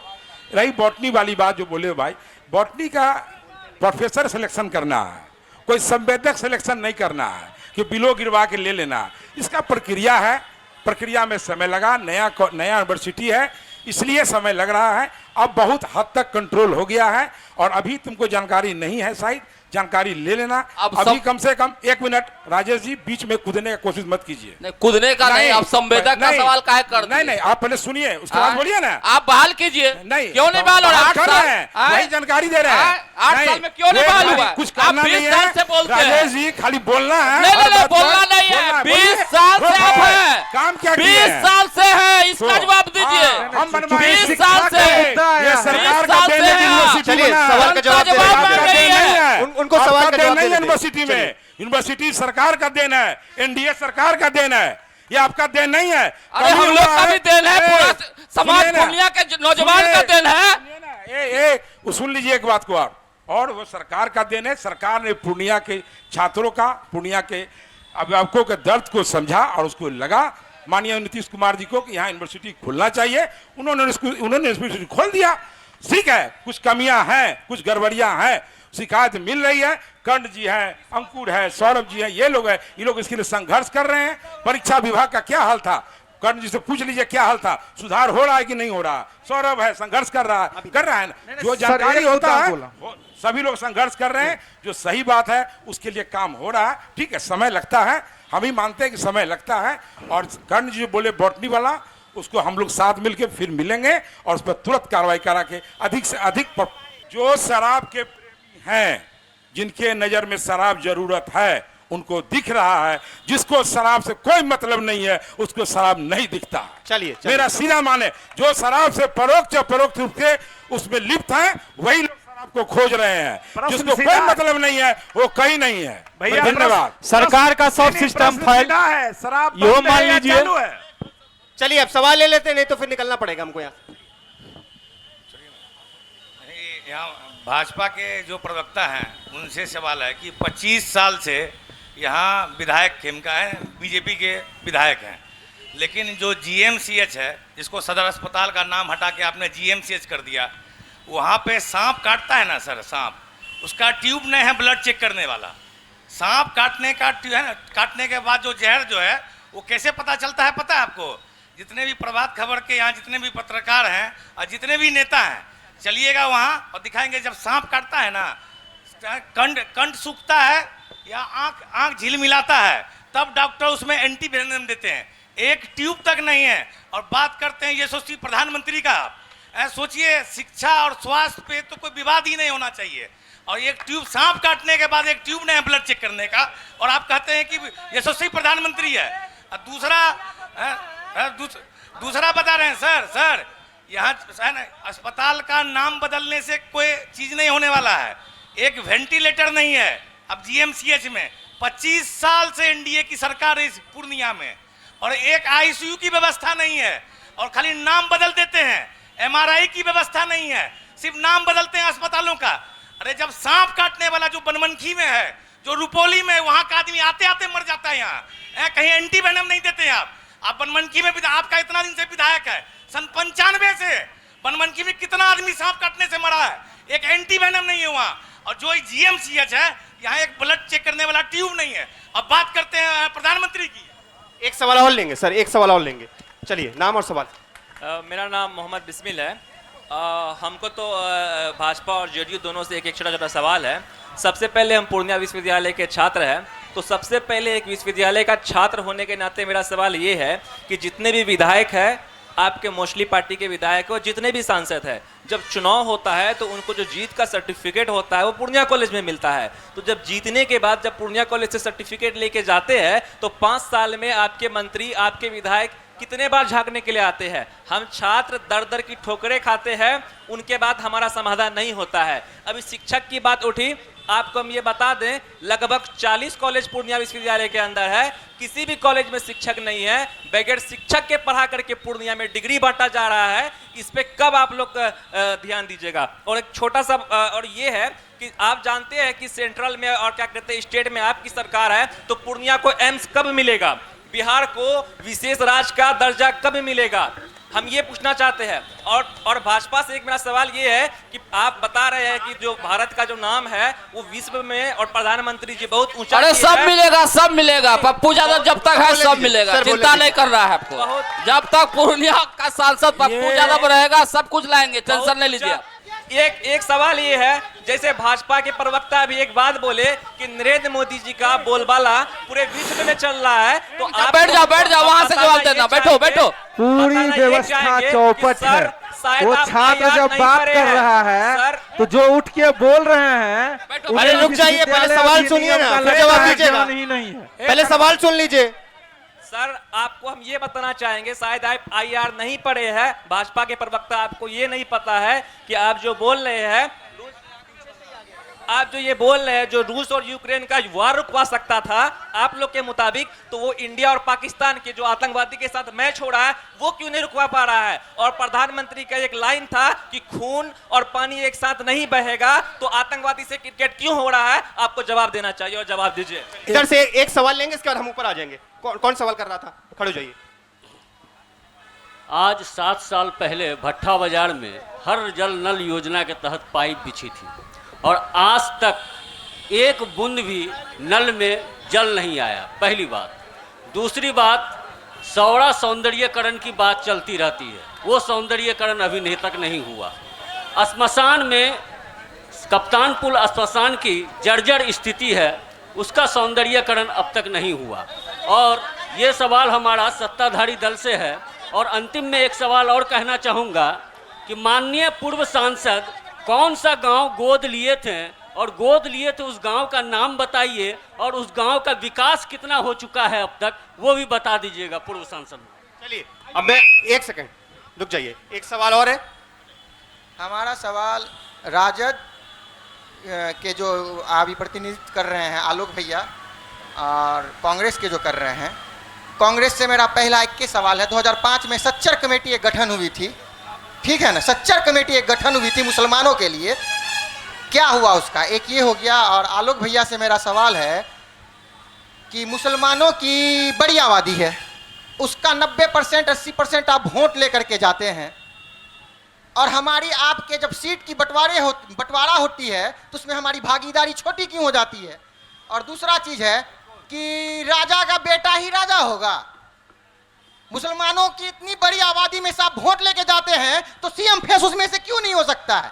उसकी भागीदारी क्यों नहीं हो सकती है? उस पर आप लोग बात क्यों नहीं करते हैं? जनता को भटकाने का काम क्यों करते हैं आप लोग? चुनावी मुद्दा था तो चुनावी मुद्दा पे क्या आपने बात किया? क्या इससे पहले आपकी सरकार नहीं थी? आप भी तो सत्ता से आए थे। एनडीए से पहले भी आपको भी तो मौका मिला था। अभी आप पूर्णिया यूनिवर्सिटी की बात करते हैं, आपके समय पे तो स्कूल कॉलेज भी नहीं दिया जाता था, महिला को शिक्षा का अधिकार भी नहीं दिया जाता। वो जवाब दे देंगे ऊपर से। चलिए ऊपर चलते हैं, और सभी से मैं एक सवाल पूछना चाहूंगा अपने तरफ से, बारी बारी से। सभी लोगों ने इन सभी का सवाल तो सुना होगा, साथ ही साथ आज प्रभात खबर भी आप सभी से सवाल करेगी। तो सबसे पहले हमारे बीच विधायक खेमका जी के जो प्रतिनिधि हैं हमारे संजय कुमार सिंह जी यहाँ पर मौजूद हैं, तो उनसे सर पहला सवाल ये प्रभात खबर करेगा कि अगर आपको आपके विधानसभा क्षेत्र से प्रतिनिधित्व करने का मौका मिलता है तो कौन से ऐसे 5 कार्य होंगे जो प्रमुखता के तौर पर करना चाहेंगे, और जो आपके सवाल थे उनको एक साथ करते हुए जवाब दे दें। हम बताना चाहेंगे कि पूर्णिया में नागरिक उड्डयन के काम के लिए 2015 में प्रधानमंत्री जी ने घोषणा किया था, और वो 15 सितंबर को उसका उद्घाटन हो गया। हमने अभी एक भाई ने कहा कि 1995 से आप हैं, 1995 से हम नहीं हैं, 2015 से हैं, और पूर्णिया में विधायक हैं 2000 ईस्वी से।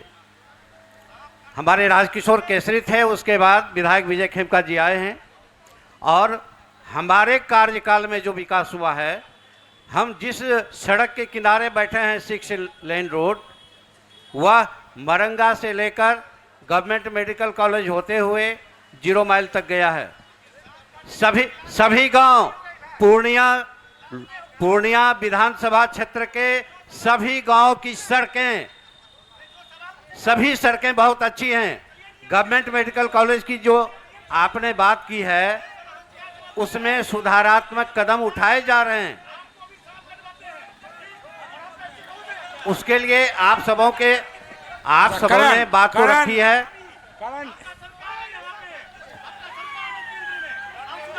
आपकी बात जवाब देंगे, वो जवाब देंगे, पहुंचाई जा रही है। हाँ, जो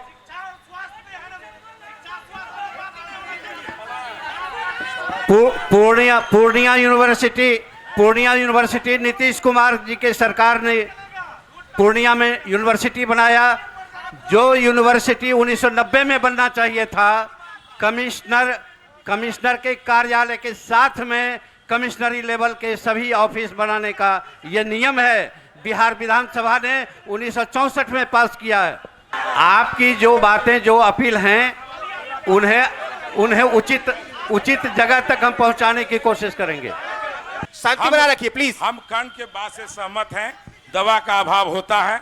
कर्ण ने इस बात को बताया। हम लोग यथाशीघ्र अभी ही तुरंत बात करके तुम्हारी जो मांग है, अगर कल तक नहीं हुआ वहां पर, तो वहां 3 माफिया हम लोग भी जानते हैं, तीनों पर लिखा पढ़ी हो चुका है, सार्वजनिक नहीं कर रहे हैं। 3 माफिया है वहां डॉक्टर, जो किसी न किसी लोग से जुड़े हुए हैं, हमसे हो, तुमसे हो, फलना से हो, इसका प्रभाव वो दिखाते हैं।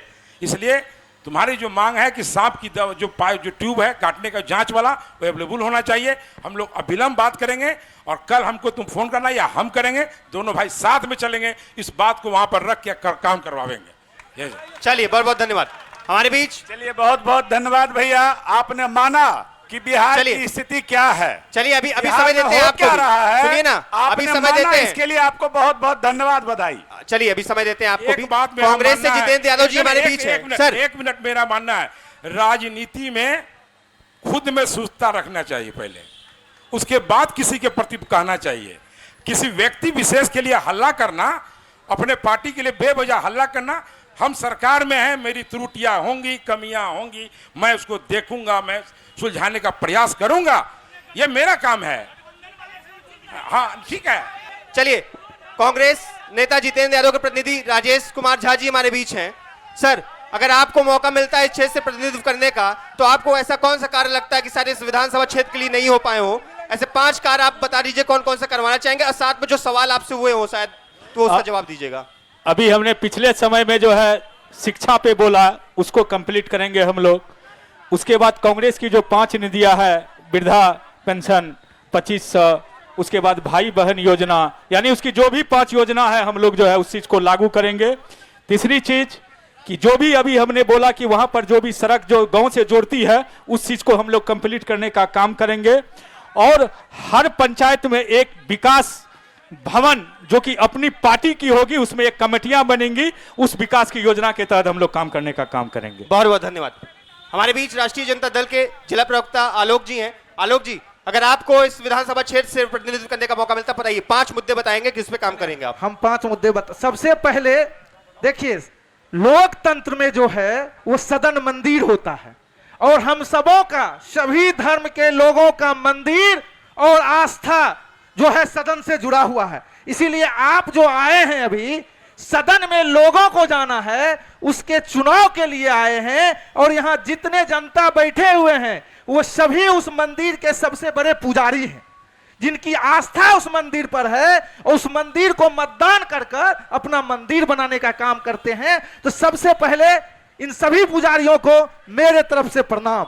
और आगे बात बताते हैं। आपने कहा कि पूर्णिया का विकास, मुझे हंसी आ रही है कि पूर्णिया और सीमांचल इतना आज भी पिछड़ा हुआ है, जहां शुद्ध पीने की पानी की व्यवस्था नहीं है। जब आप WHO की रिपोर्ट देखेंगे तो सीमांचल से सबसे बेसी कैंसर के रोगी मिलते हैं। जब आप नहीं है, तुम्हारा सवाल का भी जवाब देंगे, एक एक सवाल का जवाब देंगे। दूसरा, शिक्षा की जो बात किए, तो मैं इसी मन से आह्वान करता हूं, एनडीए के किसी भी नेता में ताकत है तो मेरे साथ आकर वार्ता करे। पूरे बिहार में फर्जी डिग्री बांटी जा रही है। आप कहिएगा कैसे फर्जी डिग्री बांटी जा रही है? सरकार की ओछी नीति की सुनिए, पूरे बिहार में न्यू शिक्षा नीति CBCS सिस्टम लागू कर दिया गया। और क्या हुआ, नए नए कोर्स और नए नए सब्जेक्ट को उसमें लागू कर दिया गया और 2 सेशन निकल गया, आज तक ना उसका पद सृजन हुआ ना एक शिक्षकों की बहाली हुई। जब आपने नया सब्जेक्ट लागू किया तो आप जब छात्र को पढ़ा ही नहीं रहे हैं, उस सब्जेक्ट का शिक्षक है ही नहीं, तो आप छात्र से एग्जाम लेके फर्जी डिग्री दे रहे हैं। इसीलिए बिहार में फर्जी डिग्री, शिक्षा व्यवस्था में बिहार में फर्जी डिग्री बांटी जा रही है। हमारे एक भाई ने कहा कि विश्वविद्यालय में शिक्षक नहीं है, हम तो बोल रहे हैं फर्जी डिग्री ही है शिक्षक के बेटा, क्योंकि हमारा जो संविधान कहता है और विश्वविद्यालय अधिनियम कहता है कि जब तक हम 75% उपस्थिति दर्ज नहीं करा लेते तब तक हम फॉर्म तक नहीं भर सकते। जब 75% उपस्थिति की बात तो तब आएगी ना जब शिक्षक हमको पढ़ाने वाले होंगे। जब शिक्षकें पढ़ाने वाले नहीं है तो 75% उपस्थिति। 5 मुद्दे गिनवाइए। नहीं, 5 मुद्दे शिक्षा, हम यही मुद्दा गिना रहे हैं। दूसरा, हम सबसे पहले सीमांचल में जो पानी का व्यवस्था है जो यहाँ जो है उसको दूर करेंगे, शिक्षा व्यवस्था को दूर करेंगे और पूर्णिया सदर में सरकार की इच्छा शक्ति होनी चाहिए। अभी हमारी एक बहन ने पूछा कि पूर्णिया डूब जाता है, हम फिर बोलते हैं किसी नगर निगम के पास अपनी इतनी आमदनी नहीं है कि वो ड्रेनेज सिस्टम को सही कर सके। आज बगल के कटिहार को ड्रेनेज सिस्टम सही करने के लिए कितना करोड़ रुपया मिला, ये आदरणीय हम अपने बड़े भाई राकेश भैया से पूछना चाहते हैं। और पूर्णिया नगर निगम को क्यों नहीं मिला? क्या कटिहार के और पूर्णिया के साथ सातेला व्यवहार? दूसरा, आप जो बोले कि हमारी सरकार बनेगी तो सबसे पहले यहां ड्रेनेज सिस्टम में सुधार किया जाएगा। जल निकासी के लिए ड्रेनेज सिस्टम के लिए DPR बनवाकर जितनी राशि की आवश्यकता होगी पूर्णिया विधानसभा में उतनी राशि स्वीकृत कराने का काम किया जाएगा। तीसरी, पूर्णिया में आप जाइएगा तो जाम की बहुत बड़ी समस्या है। बेगूसराय में फ्लाईओवर ब्रिज बन सकता है लेकिन पूर्णिया में आज तक फ्लाईओवर ब्रिज के लिए 1 रुपया सैंक्शन नहीं हुआ। यह क्या है? तो सबसे पहले जाम से निजात दिलाने के लिए पूर्णिया में फ्लाईओवर ब्रिज का निर्माण कराया जाएगा। और आपको हम बता दें, पूर्णिया की सबसे मूलभूत सुविधा जो है वो लोग जो है यहाँ शहर में बस गए हैं। कई ऐसे जमीन हैं जो विवादित है और उस जमीन पर लोग बसे हुए हैं बरसों से, लेकिन सरकार भूमाफिया के साथ मिलकर उस जमीन जो बसे हुए लोग हैं उसे खाली करवाने का काम किया जा रहा है। उसी जमीन पर महागठबंधन की सरकार उसको पर्चा देकर घर बनवाने का काम करेगी।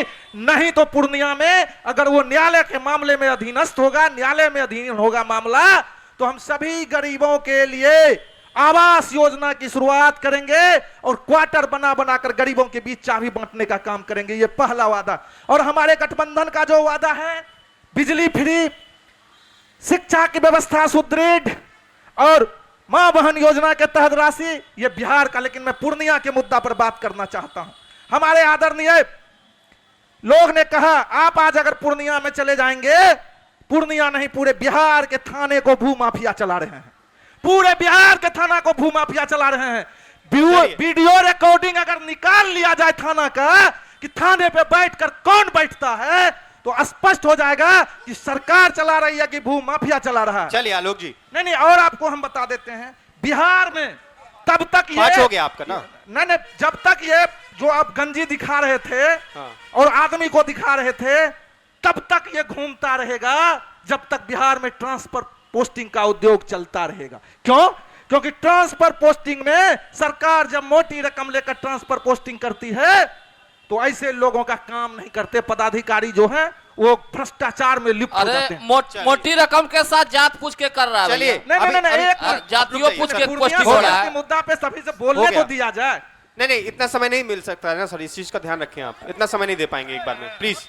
ठीक है, अभी हम पूर्णिया के ही लिए बोले हैं। सबसे पहले जल निकासी व्यवस्था की जाएगी, पूर्णिया को स्मार्ट सिटी का दर्जा दिया जाएगा, भूमाफिया से आजाद कराया जाएगा और पूर्णिया में जो अवस्थित कॉलेज है उस कॉलेज में शिक्षा की सुदृढ़ व्यवस्था की जाएगी। और 24 घंटा के अंदर सरकार बनने के साथ ऐसे पद को सृजन किया जाएगा जिस पद सृजन के कारण अतिथि शिक्षक की भी बहाली नहीं हो सकती। और इन लोगों ने कहा था अतिथि शिक्षक, बस तो क्या होना चाहिए कि पद जब सृजन होगा तभी अतिथि शिक्षक की बहाली हो सकती है। चलिए सर, अब हमारे बीच माकपा से जिला सचिव राजीव कुमार सिंह जी हैं। सर, अगर आपको मौका मिलता है या आपकी पार्टी को प्रतिनिधित्व करने का मौका मिलेगा तो आप ऐसे कौन से 5 कार्य होंगे करना चाहेंगे? 5 मुद्दे बता दीजिए। देखिए, हमारे पार्टी का इतिहास रहा है, शहीद अजीत सरकार यहाँ 25-26 साल विधायक रहे और अभी भी पूर्णिया की गरीब जनता या आम आवाम, चाहे शहर के लोग हो या गांव के लोग हो, उनके कार्यकाल को याद करते हैं। हमारा सबसे पहला मुद्दा रहेगा जो अभी पूर्णिया शहर में जो शहीद अजीत सरकार दर्जनों जगह पे बसा के गए हैं और भूमि माफिया, सही में पूर्णिया में भूमि माफिया अपराधी और प्रशासन का गठजोड़ है। हर जगह कोर्ट में गलत साक्ष्य प्रस्तुत करके गरीबों को उजाड़ा जा रहा है। आज हमारे सामने बैठे हुए हैं बजाहत हुसैन जी, इनका कटिहार मोड़ में मोहल्ला है जहां सैकड़ों बुलडोजर लेके पूर्णिया का प्रशासन जाता था उजाड़ने के लिए। अभी 2-4 महीना पहले हम लोगों ने लड़ के बचाया, आज मामला कोर्ट में है और कोर्ट से वो लोग गलत साक्ष्य लेके गरीबों को उजाड़ते हैं। अभी 1 महीना पहले गुलाब बाग में मेला ग्राउंड में जहां गरीब 40 साल से बसा हुआ है उसको उजाड़ा जा रहा है। तो मेरा पहला काम होगा, अगर कम्युनिस्ट पार्टी पूर्णिया में आई तो पहले जितने गरीब पूर्णिया शहर में बसे हुए हैं उनको बासगीत पर्चा देकर उनको आवास बनाया जाएगा। दूसरा काम रहेगा, पूर्णिया में जो ड्रेनेज का जरूरी है, आज हल्का पानी के बाद भी पूर्णिया जाम हो जाता है। पहला काम होगा अस्पताल में गरीबों का सही से, आज जैसे बताया हमारे भाई ने, सांप काट लेता है, कुत्ता काट लेता है, कोई दवाई का व्यवस्था नहीं है, गरीब को नीचे सुला के रखा जाता है। सदर अस्पताल को साजिश के तहत बंद कर दिया गया है। पूर्णिया में एक सदर अस्पताल की भी जरूरत है। मेडिकल कॉलेज में सही से इलाज नहीं हो रहा है, वहां सिर्फ गुंडागर्दी होता है। जो लोग जाते हैं वहां सिपाही और डॉक्टर मिल के लोगों को आज हर जगह अस्पताल में सिर्फ मारपीट करते हैं, इलाज सही से नहीं हो रहा है। तो सबसे पहले यहाँ स्वास्थ्य व्यवस्था, तीसरा, चौथा शिक्षा की व्यवस्था। कॉलेज में बता रहे थे भाई, इसके लिए भी हम लोग अगर पूर्णिया में आएंगे तो शिक्षा की भी व्यवस्था दुरुस्त करेंगे। जिस तरह केरल में स्वास्थ्य और शिक्षा, केरल का आप गूगल पे सर्च कीजिए, वहां का सरकारी अस्पताल और सरकारी विद्यालय, वहां पर गरीब और अमीर का बच्चा एक जगह पढ़ता है। यहाँ का प्राइवेट स्कूल और प्राइवेट अस्पताल से बढ़िया व्यवस्था केरल में, जहाँ हमारी कम्युनिस्ट पार्टी की सरकार है, वहाँ पर देख लीजिए। और वहाँ का शिक्षा दर देख लीजिए, 100 में 100% है। इसीलिए बिहार में भी आएगा तो नौजवानों के बात पर भी कम्युनिस्ट पार्टी बात करेगी। उसके बाद 5वां, भ्रष्टाचार। आज जो ब्लॉक में, चाहे आप थाना हो चाहे किसी भी ऑफिस में चले जाइए, हर जगह भ्रष्टाचार है। हमारे विधायक जी हो, सांसद जी हो, मंत्री जी हो, किसी का कोई यहाँ से पटना तक नहीं सुनता है। यह भ्रष्टाचार को भी समाप्त करना हमारे कम्युनिस्ट पार्टी के मुद्दा में रहेगा। और शहर में जो खेंचा वाला, ठेला वाला, टेम्पू रिक्शा चालक, सबको सब जगह तंग किया जाता है। इसके लिए भी बिना वैकल्पिक व्यवस्था किए हुए इसको उजाड़ना सरकार बंद करे। और हम लोग आएंगे, इन्हीं सभी समस्याओं पर लगाम लगाएंगे। और साथ ही साथ यहाँ पर उद्योग धंधा की बात होना चाहिए। हमारा नौजवान पढ़ के आज पंजाब और दिल्ली हरियाणा जाता है, यहाँ उद्योग का भी व्यवस्था हमारे नेताओं को करनी चाहिए, ताकि यहाँ के लोग यहीं के फैक्ट्री में काम करें और अपना परिवार चलावे। और पानी का एक समस्या बताया, सही में यहाँ का पानी को पहले लोग काला पानी कहता था, और पानी पे कोई हमारे जनप्रतिनिधि कोई बात नहीं करते। बीमारी का घर है, हम लोगों के यहाँ, सबके यहाँ आयरन युक्त पानी आता है। पानी पर भी एक आंदोलन चला के इस पर भी एक काम होना चाहिए और हम लोग करेंगे, यही आश्वासन देने आया है। और फिर से लाल झंडा का सिपाही, अजीत सरकार का सिपाही, गरीबों, दलितों, आदिवासियों, नौजवान साथियों, अल्पसंख्यकों के लिए, समाज व्यवसायियों के लिए, हर वर्ग के लिए हर काम हम लोग पूर्णिया में करेंगे, यही आज बताने आए। बहुत बहुत धन्यवाद। हमारे बीच पप्पू यादव के प्रतिनिधि राजेश यादव जी मौजूद हैं। सर, अगर आपको या आपके पार्टी को प्रतिनिधित्व करने का विधानसभा क्षेत्र में मौका मिल जाता है अगर, तो किस तरीके से आप कार्य करना चाहेंगे अपनी जनता के लिए? 5 मुद्दे गिनवा दीजिएगा सर। देखिए, सबसे पहले आगे में बैठने वाला पीछे बैठेगा, पीछे वाला आगे में बैठेगा। पहला काम होगा, गरीब जो आगे बैठेगा और फुल पैंट शर्ट वाला पीछे बैठेगा। दूसरा, भ्रष्टाचार मुक्त होगा। ये चरम पर जो भ्रष्टाचार है वो सब। तीसरा, रोजगार जो है, जो बड़े बड़े वादे कर रहे हैं कि रोजगार ये हुआ वो हुआ, हमारा बिहार में रोजगार से जो पलायन लोग हो रहे हैं, पलायन रोकने का काम करेंगे। चौथा कि अपराधियों का मनोबल तो रोका जाएगा, जो अपराध चरम पर है, भू माफिया, बालू माफिया और ठेकेदारों का जो मोनोपोली है उसे रोका जाएगा। अब पांचवा, शिक्षा और स्वास्थ्य पर सबसे ज्यादा ध्यान दिया जाएगा। धन्यवाद। बहुत बहुत धन्यवाद सर। हमारे बीच जनसुराज पार्टी से संतोष कुमार सिंह जी हैं। सर, अगर आपके पार्टी को प्रतिनिधित्व करने का मौका मिलता है तो कौन से ऐसे 5 कार्य होंगे, बता दीजिए आज जनता को। सबसे पहला कार्य नंबर 1, हम पलायन रोकेंगे। पलायन को रोकने की व्यवस्था सबसे पहले करेंगे। जैसे जनसुराज की सरकार बनेगी तो हम इस तरह के एक मंत्रालय का गठन करेंगे और बिहार के बाहर हमारे जितने भी हमारे बिहारी हैं, देश के अन्य राज्यों में जो काम कर रहे हैं, उनको हम इस आने वाले छठ पर्व के बाद बिहार से बाहर जाने का मौका नहीं देंगे। रोजी रोजगार की यही व्यवस्था करेंगे। पलायन का मतलब लोग ये समझते हैं कि मजदूरों का पलायन, लेकिन पलायन का मतलब सिर्फ मजदूरों का पलायन नहीं होता है, शिक्षितों का भी पलायन होता है। हम अपने बाल बच्चों को राजस्थान के कोटा में पढ़ा कर जब यहाँ लाते हैं तो पता चलता है कि उसको फिर से रोजगार के लिए बेंगलोर और बंबई जाना पड़ता है। तो हम उसको बिहार में रोजी रोजगार की व्यवस्था करेंगे और अपने परिवार, मित्र, बंधु, समाज के साथ रहने और जीने का मौका देंगे। दूसरी व्यवस्था, शिक्षा की व्यवस्था। आज जो एक खिचड़ी विद्यालय चल रहा है बिहार में, सबसे पहले इस खिचड़ी विद्यालय को बंद करेंगे और विश्व स्तरीय शिक्षा की व्यवस्था यहाँ के प्रखंड में, यहाँ के जिला स्तर पर करेंगे। लेकिन विश्व स्तरीय व्यवस्था तुरंत नहीं हो सकती है, इसीलिए हम लोग यहाँ के जो अच्छे प्राइवेट स्कूल्स हैं जिसमें हमारे अभिभावक अपने बच्चों को पढ़ाना चाहेंगे, हम उनके बच्चों का एडमिशन प्राइवेट विद्यालयों में कराएंगे और एक वैकल्पिक व्यवस्था के तहत उनके बच्चों को पढ़ाएंगे और उसका सारा एक्सपेंसेस, सारा खर्च हमारी सरकार देगी। तीसरी व्यवस्था, जो हमारी माँ बहनें आज समूह के माध्यम से शोषित हो रही है, 25 से 30% उनको समूह में ब्याज देना पड़ता है। हम उसको सस्ते दर पर 4% सालाना के दर से लोन मुहैया कराएंगे। अगर मान लीजिए एक साल में 1 लाख रुपया कोई लोन लेता है तो एक साल में उसका मंथली ब्याज 333 रुपया आएगा और 333 रुपया के ब्याज दर पर हम उसको 1 लाख का लोन देंगे। और चौथी व्यवस्था हम मनरेगा को मजदूरी से जोड़ेंगे। मनरेगा को मजदूरी से जोड़कर किसानों की आमदनी को बढ़ाने का काम करेंगे। तो इन्हीं सब व्यवस्थाओं के साथ हमारी सरकार अगर बनेगी तो हम ये सारा काम करेंगे। बहुत बहुत धन्यवाद। हमारे बीच जेडीयू से राकेश कुमार जी हैं। सर, अगर आपको मौका मिलता है प्रतिनिधित्व करने का इस विधानसभा क्षेत्र से या आपके पार्टी को, तो कौन से ऐसे 5 कार्य होंगे, जनता को बताइए।